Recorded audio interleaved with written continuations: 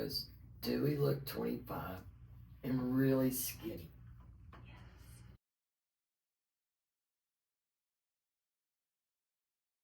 Hey y'all, welcome back to another episode of the Turning Point Podcast with Leighann and Lynn. Hope you guys enjoyed last week's episode. We had a great time fumbling through that for you. Thank you for the views and for the likes. So don't forget to do that now if you didn't do that last time. We're gonna talk about basically why we, got our name and what our inspiration was stories, right?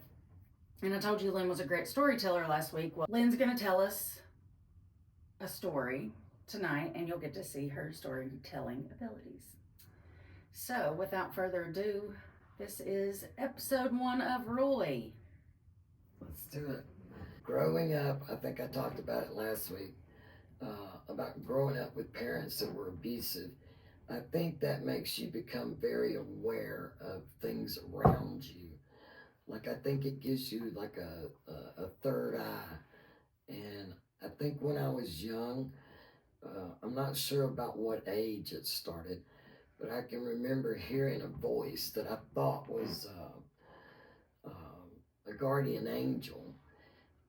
Come to find out later in life, it wasn't a guardian angel. It was a spirit that was talking to me since I was a kid. His name, well, let me get to that in a minute. When you say spirit, I'm going to interrupt you. Okay. When you say spirit, what does that mean? I don't, ghost and spirit, I don't know what a ghost is. A spirit to me, a spirit can come in a lot of different forms. Like they can come to you while you're sleeping. I've seen them while I'm wide awake. I was talking to a couple and their daughter was standing right beside her, and she was just as solid as you are. So spirits come in all kinds of different ways. They can talk in your ear. They can even take over somebody that is laying beside you in bed and talk through them. I've seen a little bit of everything when it comes to spirit. But Roy, I think he was there more to protect me. He was the voice that I heard that was telling me to hide or telling me to run. One time I was going down the interstate, and it was his voice that said, "Get out of this lane now." But of course, growing up with parents that didn't want you to be talking to voices, it made you think you were crazy. Mm-hmm. Instead of going with gut feelings and gut reactions, I was mostly talking myself out of what I was seeing or what I was feeling. Going against the grain. Yeah, it totally went against everything they believed in, which their belief system was pretty much zero. That's another whole story. But this spirit pretty much attached to me since I was a little kid and kept me safe and was always there for me. I didn't always listen to it. There was a few times I should have listened to him, but I didn't.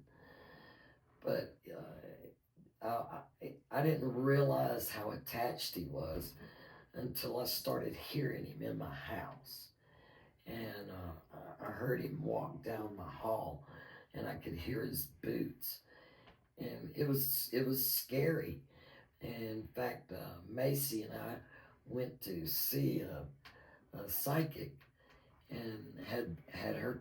She literally said, "You've got somebody attached to you that doesn't want to see you get in a relationship, but he's always going to be in the background. He's always going to be with you." And I kind of thought the lady was crazy, but yet part of me knew there was something because I heard it. And I started dating a truck driver, and he needed to come take a class over in North Carolina. And he asked if he could stay with me, and I was like, sure. So he came in and stayed with me. And it just happened to be April 1st. Like, that's part of what made me think, okay, all this is crazy. He's messing with me. Um, but we were laying in bed. He was sound asleep, and all of a sudden, he just started talking, and he was talking about, it sounded to me military, because he started talking in clicks. So I woke him up, and I'm like, "Hey, what are you doing? You told me you've never been in the military. You don't know anything about the military, but you're talking to me in clicks. And I know enough to know that's military, that's a mile." And he said, "Well, you're crazy. Go back to sleep. It's April Fool's. Stop messing with me." And so I did. I laid back down. He went right back to sleep. And again, he starts talking in his dream. And he wasn't just talking in his dream, like he was living this dream. His hands came up. He was holding a gun. He was tapping his chest. He was talking to two different men. And he named these men. And I woke him up again, and I said, "Okay, if you've never been in the military, then you have to be living a past life." And all of a sudden, he looked at me wide awake, and he said, "A past life. Uh, uh, no, the Battle of Way was 1964." And then he looked at me and said, "Oh, how did I know that?" Now, the crazy part of this, before I started recording him, he was laying there talking to me. Then I said, I said to him, "When did you die?" And he was in a sound sleep. And he turned and looked at me, because I could see him because the TV was on. And he turned and looked at me with his eyes wide open. And he started screaming at me. And he said, "When did I fucking die?" And I went, "Oh God." Mentally, I was like, he doesn't even know he's dead. So that happened before I woke him up the second time. But when I woke him up the second time, and he said, "The Battle of Way," us being Southern, not having any kind of background with Vietnam at all, we're grabbing our phones and we're Googling the Battle of Way, but we're spelling it W-A-Y. So we weren't finding anything. So I think it was the third time when he went to sleep. It's the middle of the night by this time, and he was tired. I was tired. We were trying to Google all this stuff, and he had mentioned two names. He had mentioned somebody named Smith and somebody named Turner, and he told Smith to go one click that way, and Turner to go a click that way. So he was giving us names without telling us who he was. And all of this is coming out of this guy that's asleep. The truck driver. The truck driver. But when he wakes up, he's still got enough power over him. Who had never been in the military. Who had never been in the military. And his belief system could not handle this. Like, he was Pentecostal, I think. So this was completely different to any of his belief systems. So this is not something that he would have just come up with or said. And the third time he goes to sleep, I had enough sense to record him, because I knew, first off, he didn't even believe what I was telling him. I was sitting there going, "Dude, you're talking to me about Vietnam." And he's like, "There's no way I know anything about Vietnam." And I'm like, "This is what you're talking about. You're talking about piling up rice. You're talking about burning rice. You're talking about trip wires. You're talking about stakes coming up out of the ground. You're talking about all this stuff that's Vietnam." And he's like, just go back to sleep. You've lost your mind. Well, So he thought you were crazy right then. Oh, I'm sure 100% he thought I was crazy. Yeah. I thought I was crazy, so it was okay. It was totally fair. But he falls back asleep, and so when he falls asleep the third time, I recorded it because I knew he wasn't going to believe me if I didn't. So I got my phone out and I recorded it. And so, do you want to listen to it? Yeah, I want to listen to it. Okay, so we're going to play that right now.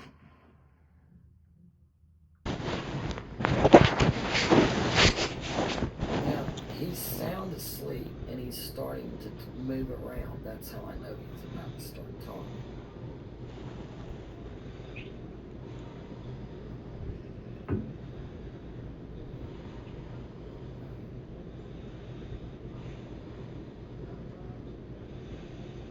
I'm going to just let it play out a little bit, but you can hear him breathing. You hear the TV in the background. That's how I could see him because the TV was on. It was just enough light to know. Yeah. He was holding the And you know, in my attitude. I thought you were going to say guitar, and I was like, wait. No, he was holding. He reaches up, like you'll hear him when he reaches up. And you hear him start moving. His breathing changes.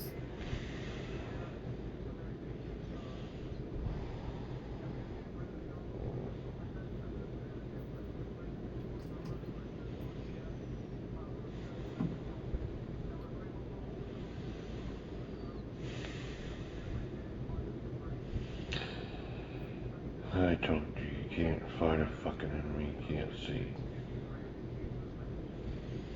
No fucking way to win this war. No, you can't fight a fucking... You don't know where the fuck they are!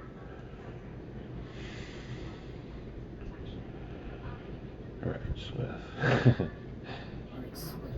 Yeah, right.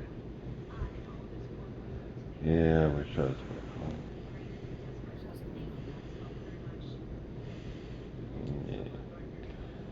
Yeah, I heard, put a new album out.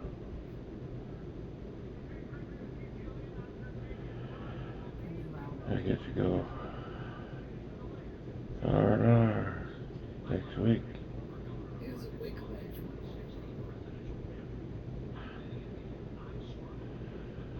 19 years. Yeah. That's why he's worried about losing.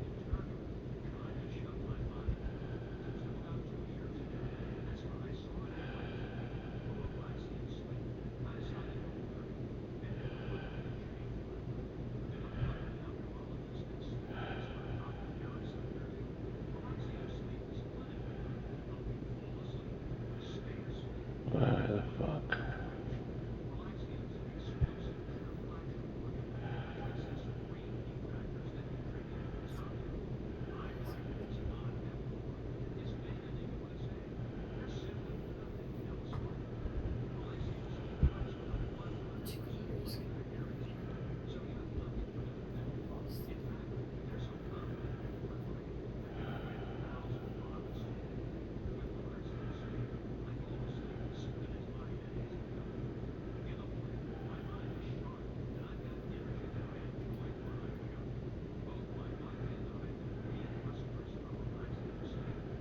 Of course, I mean,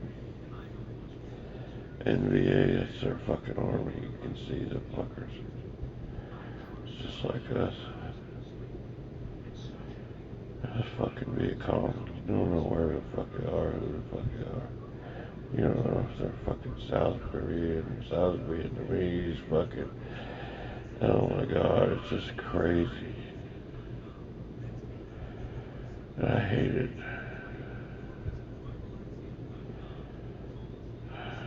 You don't know if you're killing a good guy or a bad guy.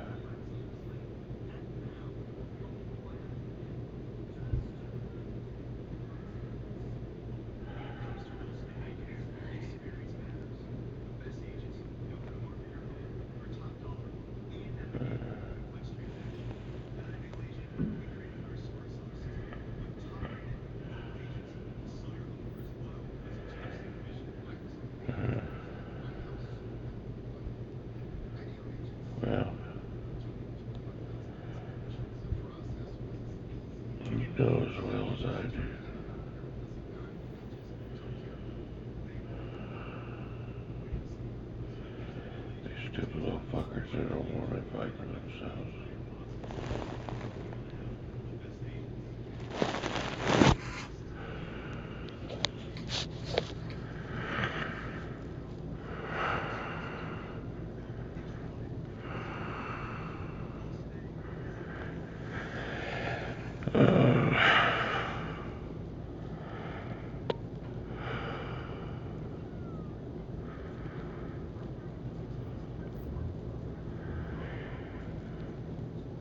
Fucking northern fuckers are. They're fighting for something. They got a will.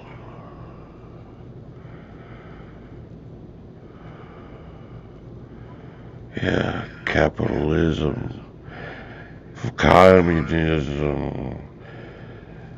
I don't fucking gizm. Fuck it all.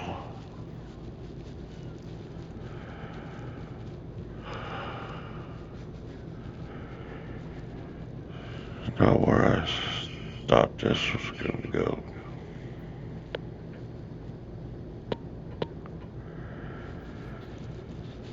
Just when we get back to California, jump in my fucking ragtop Impala,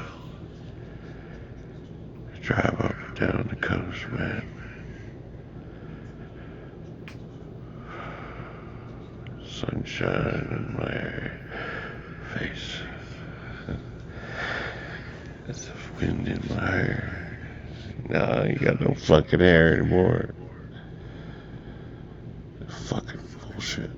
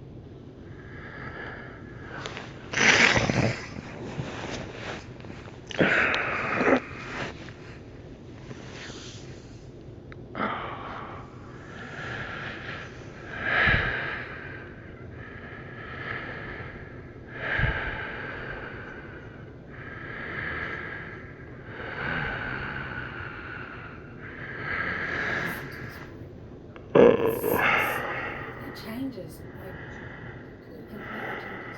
That's right.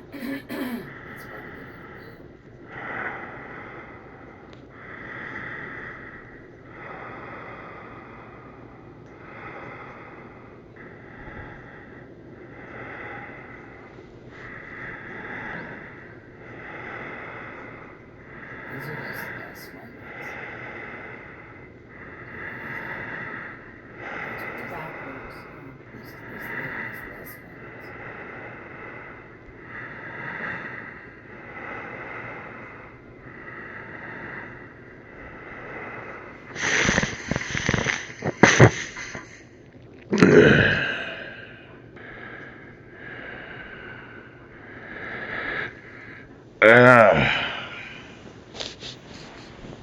Just stepped on a steak.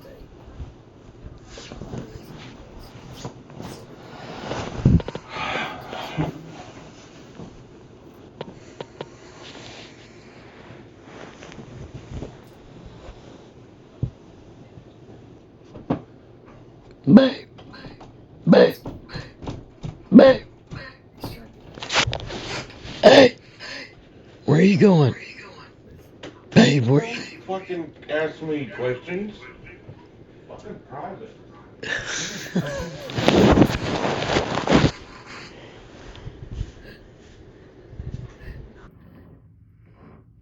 He got up. Now there's a gun laying on the on that dresser. There's a gun laying there because I thought about saying something stupid. And then I'm like, no, there's a gun.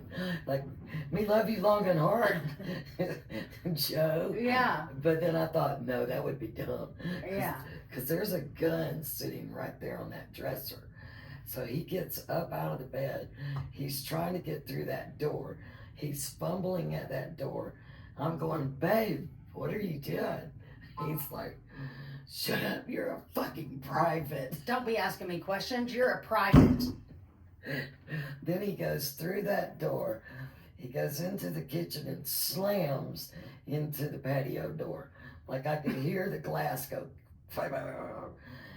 And all of a sudden he yells at me and he goes, how did I get in here? And I go, I got the audio. I go running through there so he can listen to himself, so that he didn't think I was the crazy one. Because he already told you, just go back to sleep. Right, just go back to sleep. So it went from him saying I was crazy to him listening to himself and realizing You weren't crazy. that I wasn't crazy, and that he was literally, he literally showed me that man's death. Like, as crazy as that sound. Like I know about the tripwires. I know he's literally pointing them out. Now this is how crazy this story gets, but because this is just part one, guys. Oh, yeah. Just so you know. This is really part one. With Google, we started Googling everything, and you were part of it. Macy was part of it. Lisa Palmer was part of it. Shelley was part of it. Everybody was Carly, investigating. all my friends took to Google and started Googling stuff, because everything is in history now. It was all a part of history. So we knew it was the Battle of Way. Not spelled W-A-Y. No, it was H-U-E with this weird little thing.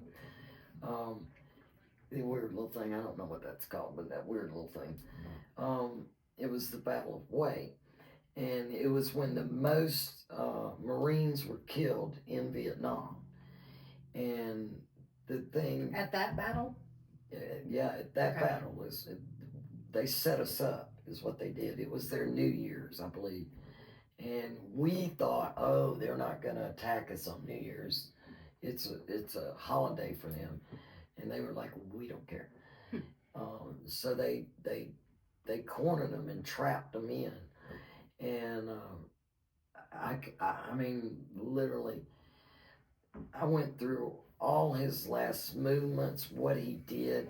He told me that he was trained for the jungle. He wasn't trained to go door to door. So he'd been trained to watch out for the booby traps and the snakes and spiders. But he wasn't trained to pop out and go in from one building to the next. And that's where they got him. He went into that building. That's what he was doing, was looking around. Well, my friends start Googling everything, and we all started finding him. We found Turner and we found Smith. Which are the people that you hear in the recording. Right, that's who he's talking to. Roy, in quotations, Roy. Well, at the time I didn't know who it was. Truck driver. Right, it was the truck driver talking, but Roy was talking through him. Yeah, it was crazy. But there's no other way to explain what happened. That's what happened. I could feel everything that Roy was feeling. I could taste the blood in my mouth. I could feel where he was shot. But my friends started helping me Google everything, and we found Smith and we found Turner, and then we backtracked it to see which platoon he was in, which group, because each one of them has a division and a little pod of them. I'm sure they're not called pods, but that's what it was basically. Groups. A little group of them, little pod of whales, and we backtracked them, and then I looked at who they were with that day and who all died with them, and Roy was above the two of them. And I knew that this person was telling other people what to do. So I knew he had to be in charge. It was crazy the way we were finding everything in history. Like, you can dream something and get up the next day and be like, oh, it was so real. this was beyond oh so real. This was, hey, I'm a Googling it and here they are. And we literally got their pictures. Once we got to Turner and Smith, we were able to figure out that Roy was the person in charge of them. And then I've got friends that Shally got on there and started back checking Roy and found his wall, because online he's got a wall dedicated to him. That's awesome. And the guy that tried to save his life that day had signed on that wall. And of course, my friends are freaks, so they find this guy's phone number, and I'm literally calling him at home, going, listen, this is going to be the weirdest conversation you've ever had in your life, but I think I know Roy, and I think I need to help him pass over. And the guy was nice enough to finish that story for me that day. Like, he told me everything that I was telling him happened, to the point where that guy thought I was Roy. Like, he kept saying, like, but you know everything. Well, yeah, I know everything because I just watched it, in my bedroom, going down my kitchen. So yeah, I know everything that went on that day. So I was able to put a name to who this person was that I was talking to, which was very helpful. And the guy that was the truck driver, he was supposed to go to Pennsylvania. That was what his route was taking him to. And that day he comes to me and he's like, got his phone in his hand, and he goes, you're not going to believe where they're sending me. Because Roy and Turner and Smith were all from California. And I was like, where? And he goes, look. And I looked at it and it was California. Shut up. I swear to you. Yeah. Which I thought was pretty crazy. But I looked at him and I said, your job is to do, don't you? And he said, what? And I said, you're going to have to take him to California. Like, you're going to give them that ride. Yeah, top down. You're going to have the window open, let the wind blow through their hair. Yeah, give him his ride that he wanted. And the crazy thing is, the craziest part of all of it, and I know, like, how can that be the craziest part? But the fact that the route took him straight past where Roy was raised, where Roy's dad was buried, who was also military, and also where Roy was buried. How crazy is that? And surely you know this. I don't know. You probably don't. You may not watch the news. But we're recording this today, and today's date is Wednesday, January 8th. And literally, the Pacific Coast Highway in California is friggin' on fire. Right. And we're recording this and to me, that's weird. About. Yeah, I was getting ready to pull it up about. Yeah, exactly where. You knew we're where talking it was, about yeah. exactly where it was. That's weird. Wow, weirdos. But I told him, I said, you're gonna have to go down that highway and find a beautiful spot where you can let down the window and let me talk. And he was like, okay. And he found this spot and he called me up, and I was at work, and I walked away from work and I started talking to him, and I said, put it on speakerphone. And he put it on speakerphone, and I said, Roy, it's been 50 years, it's time to go home. You don't need to keep living this. You need to go home. You need to realize that we love you and we thank you for what you did. But, you got family waiting on you, and it's time to go. And he felt it, I felt it. You could just feel the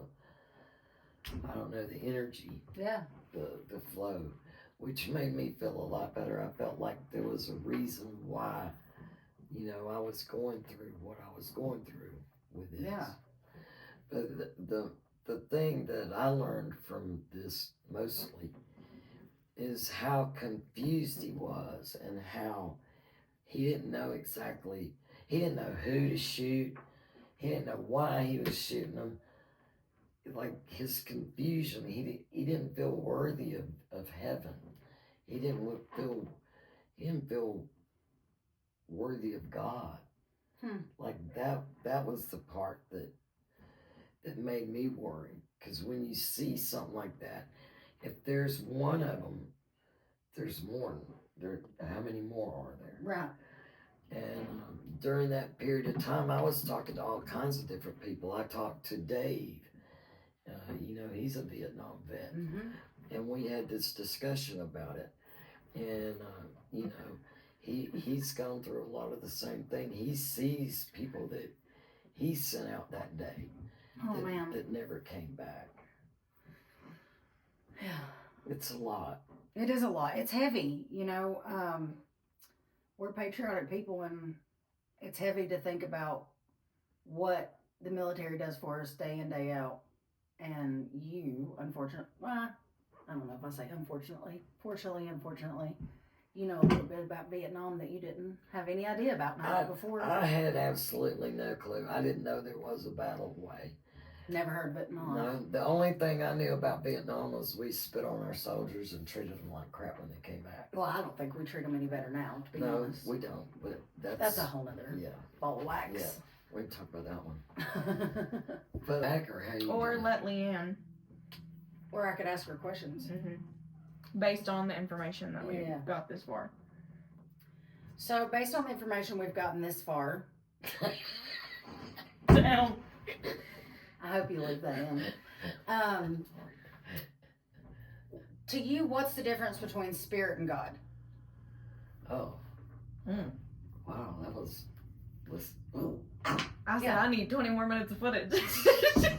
Good grief. You got it, boss. Leighann said, hold my beer. Hold my beer. Hold my water bottle. Yeah, hold my water bottle. Yeah. Okay, difference between spirit and God. Those are way too different. Well, because you said something in the podcast about why would someone need? Why would he need me to cross him over? Nope. What part? You said he didn't feel worthy. He definitely didn't feel worthy. I don't know. You said something that made me question, like, I wonder what's different. Like, because some people might be like, okay. I know what it is when you say that spirit talks to you. Okay. To me, you could also say, well, that's just the Holy Spirit. That would be some people. I'm wondering if that's some people's perception of what you're calling spirit. Okay, I got a good example of this. So, I told my cousin one day, this was back when everybody was still making fun of me. And I told my cousin one day, I said, I talked to Grandmommy. And my cousin said, what? Because my grandmother had passed away. And I said, I got to talk to Grandmommy. And she said, you didn't talk to Grandmommy. That was God's way of talking to you so you wouldn't be scared. And I looked at her and I said, okay, so this is what I saw. My grandmother was sitting in a chair and she was glowing. I mean, just, you knew. Beautiful. You knew she had seen God, no doubt in your mind. Just literally glowing. This woman just glowed. And I came running up and I sat down beside her and I was so excited. And I was like, Grandmommy, you look beautiful. And my grandmother looks at me and she goes, we need to talk. And I thought she was going to talk about like the meaning of life, maybe some lottery ticket numbers, something. Yeah, something. And she goes, that banana pudding you're making, I swear to you, you can't make this up. If you let the pudding cool before you put it on the bananas, that's what's making them brown. Okay, you're hurting my feelings right now. This was a moment in my life. It was my grandmother. I know it was my grandmother. It was not God.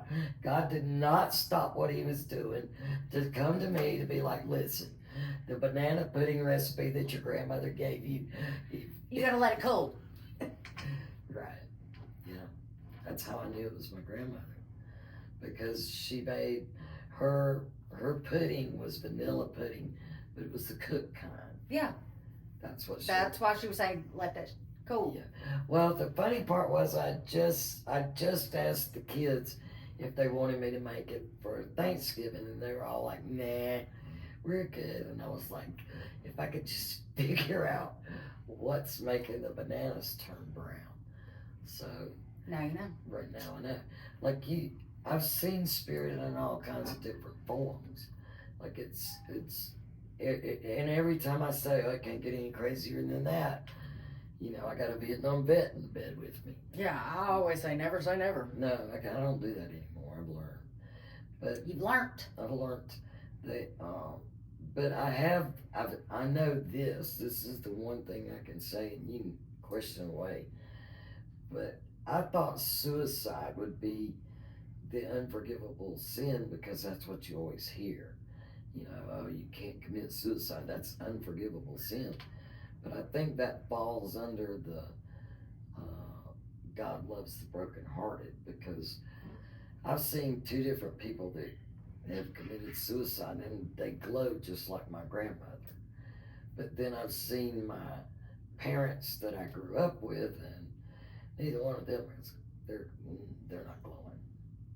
They look lost and confused, and both of them were atheists. So, and I have a hard time believing that you're just automatically sent to hell for that too, because I've had a few suicides in my life to deal with, and one of those I was in like 8th grade. So you're telling me that an 8-year-old kid or an 8th grade kid? No way.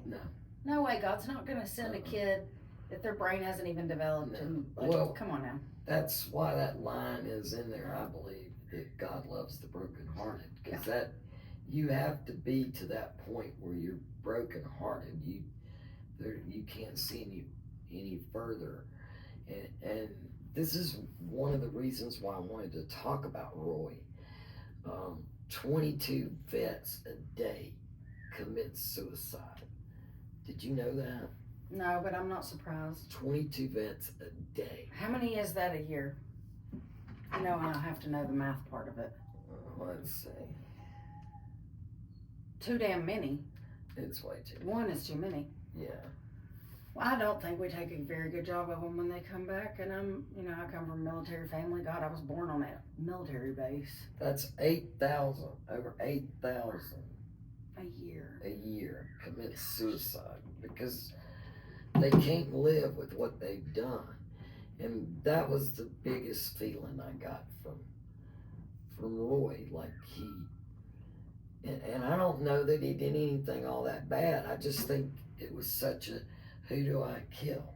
And he wasn't trained that way. No, and everybody looked alike to him. So he didn't know who it was he was supposed to shoot. And you could totally get that overwhelming lost. I'm here, but I'm 19. What am I doing? Yeah. Can you imagine? I can't imagine. I can't imagine sending my 19-year-old son over there and saying, hey, defend this country. Here's the rules. There are no rules. Right. I mean, I can't imagine they